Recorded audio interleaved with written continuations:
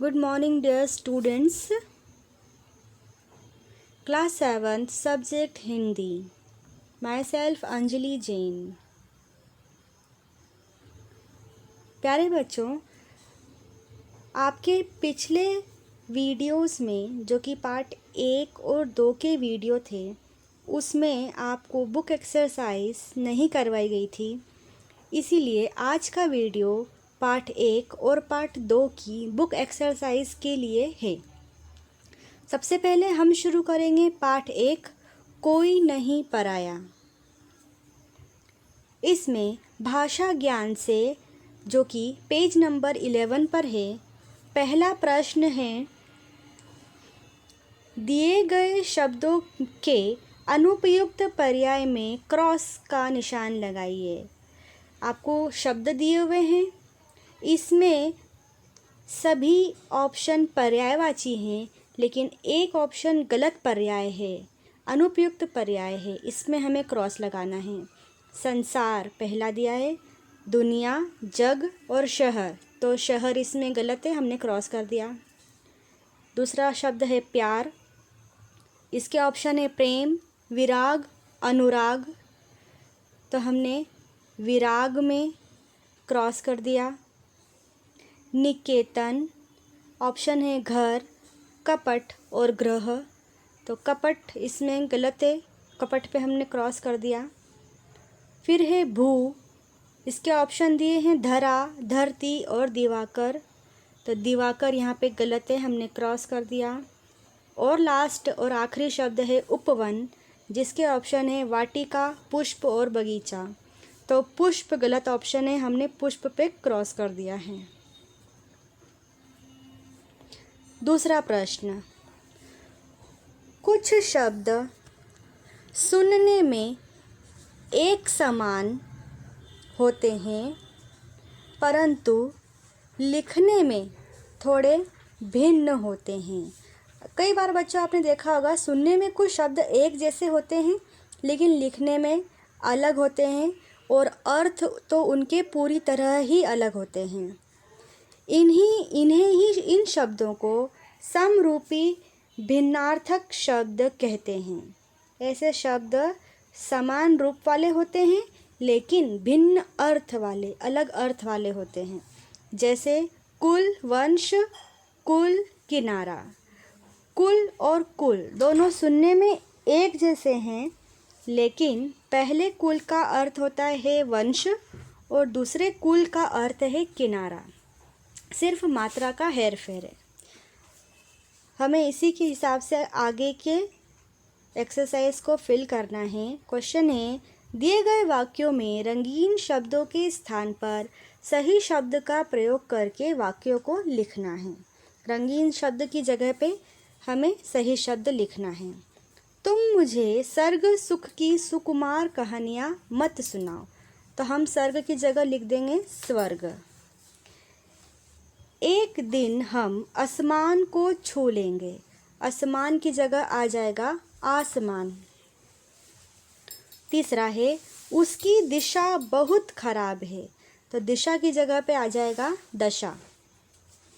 हमें दिन दुखियों की सेवा करनी चाहिए, दिन छोटी ई की मात्रा की जगह आ जाएगा दीन, बड़ी ई की मात्रा, जिसका अर्थ होता है गरीब।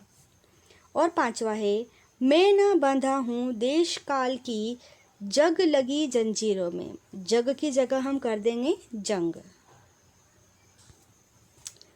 तीसरा प्रश्न, कोष्ठक में दिए गए शब्दों के विलोम शब्द से खाली जगह को भरना है।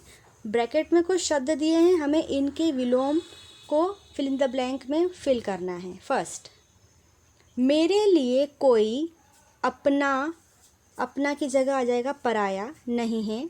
मेरा तो घर सारा संसार है, अपना का विलोम हमने लिख दिया पराया। मेरा धर्म न कुछ स्याही शब्दों का सिर्फ गुलाम है, आज़ाद का विलोम हमने लिख दिया गुलाम। तीसरा है, मुझको अपनी मानवता पर बहुत अभिमान है, निर्भिमान का हमने विलोम लिख दिया अभिमान है। तुम जितना हो सके अपने प्रेम को बांटो। नफरत का विलोम हमने लिख दिया है प्रेम। मुझे विषमता का विष पीने के लिए प्यास मिली है। अमृत का विलोम लिख दिया हमने विष। ब्रैकेट में दिए हुए सभी शब्दों के विलोम शब्दों से हमने रिक्त स्थान भर दिए हैं। प्रश्न 4, हिंदी में शब्दों के मानक रूप होते हैं जो विद्वान और शिक्षाविदों द्वारा स्वीकृत होते हैं। जैसे चाहिए अमानक रूप तथा चाहिए मानक रूप है। बच्चों, हिंदी में मानक रूप होते हैं विद्वानों और जो बड़े बड़े शिक्षाविद होते हैं, शिक्षा शास्त्र होते हैं, शिक्षा को जानने वाले लोग होते हैं, इनके द्वारा कुछ शब्द माने जाते हैं। जैसे कि आपको एक उदाहरण के तौर पर एक शब्द दिया है चाहिए। यहाँ पे चाहिए में य में एक ही मात्रा लगी है जो कि अमानक रूप है, ठीक है। और इसका मानक रूप हम जो आज के समय में लिखते आ रहे हैं वो है चाहिए। हम AAD का लिख देते हैं। दोनों ही मानक, एक रूप अमानक है और दूसरा मानक रूप है, आज के समय में प्रचलित है। आपको कुछ अमानक रूप दिए हुए हैं और हमको उसके आगे मानक रूप लिखना है। जैसे कि जाएंगे तो हम लिख देंगे जाएंगे, ए लगा देंगे। संबंध को हम स के ऊपर बिंदी और ब के ऊपर बिंदी लगा के कंप्लीट कर देंगे। शुद्ध द के नीचे हलंत लगा के अलग अलग लिख देंगे। इसी तरह से दिया हुआ है शब्द द्वारा, नई और ठंडा। बच्चों, अमानक रूप पिछले कुछ समय में प्रचलित थे, लेकिन अब इनके मानक रूप भी स्वीकार कर लिए गए हैं, जो कि विद्वानों ने, शिक्षाविदों ने स्वीकार किए हैं। इसीलिए अब हम हिंदी में मानक हिंदी का प्रयोग करते हैं।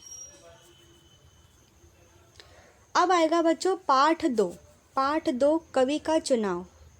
इसकी बुक एक्सरसाइज अब हम देखने के लिए जा रहे हैं अभ्यास से, जो कि पेज 16 पर दिए हुए हैं। आपको पहला क्वेश्चन अभ्यास से, किसने किससे कहा, सही उत्तर पर राइट का निशान लगाना है।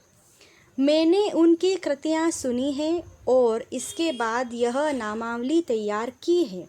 आपने पाठ पढ़ा होगा, यह बात मंत्री ने राजा से कही थी। यह 900 आदमी कवि न थे, केवल नाम के भूखे थे। यह वाक्य राजा ने मंत्री से कहा था, तो हमने इस पे टिक लगा दिया। भाषा ज्ञान से पहला प्रश्न है वर्ण विच्छेद। र के रूप और विराम चिन्ह, 3 चीज़ें हैं।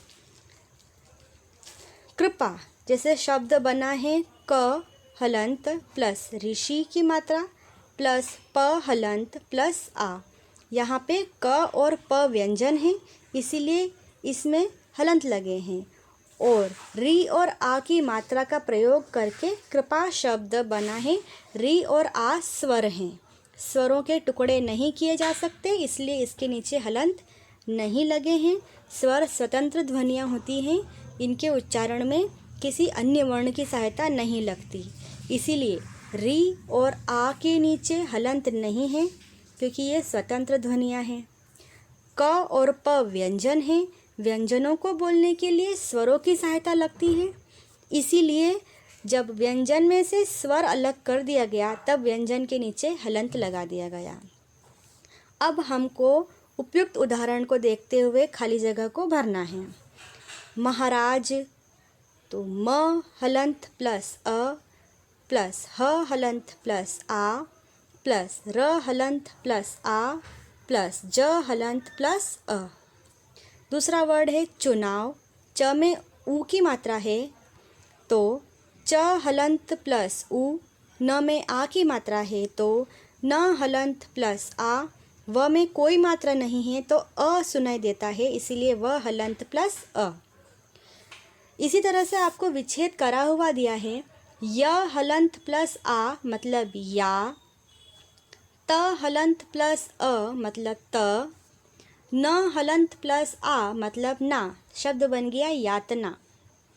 उद्गार, ऊ एक स्वर है, इसलिए हम स्वर के टुकड़े नहीं करेंगे, उसको ऐसे कैसा लिख देंगे ऊ। द के नीचे हलंत पहले ही लगा हुआ है, इसलिए हम द के नीचे हलंत ऐसा कैसा लिख देंगे। अब ग में आ की मात्रा लगी है तो ग हलंत प्लस आ, और र में कोई मात्रा नहीं है तो र हलंत प्लस अ। इस तरह से हमारा ये वर्ण विच्छेद यहाँ पे कंप्लीट होता है। प्रश्न 2, कोष्ठक में दिए गए शब्दों में उचित स्थान पर र के रूप का प्रयोग करके खाली जगह को भरना है। कोष्ठक में कुछ शब्द दिए हैं जिसमें र की मात्राएं नहीं लगाई गई है, हमको इन शब्दों में र की मात्रा लगाना है और रिक्त स्थान भर देना है। चांद और सूरज के प्रिय महाराज ने अपने नौजवान मंत्री से कुछ बातें की। सेकंड, उनमें से सर्वश्रेष्ठ कौन है। स के ऊपर र की मात्रा सॉरी बच्चों, व के ऊपर र की मात्रा नहीं थी, हमने वो लगा दी है। नौजवान मंत्री इसका फैसला न कर सका। महाराज को अगर इस बात का पता चल गया तो उनका क्रोध जाग उठेगा। को में र की मात्रा नहीं थी, हमने क्रोध लिख दिया। जब ये कैद थे इनकी आंखें अपनी दुर्दशा पर रोती थी। यहाँ पे दुर्दशा लिखा हुआ है, हमने द के ऊपर र की मात्रा लगा दी। और यह दुख की रात में भी कविता करता है और सुख के प्रभात में भी, यहाँ पे प्रभात लिखा था, हमने प्रभात में र की मात्रा लगा के प्रभात शब्द बना दिया।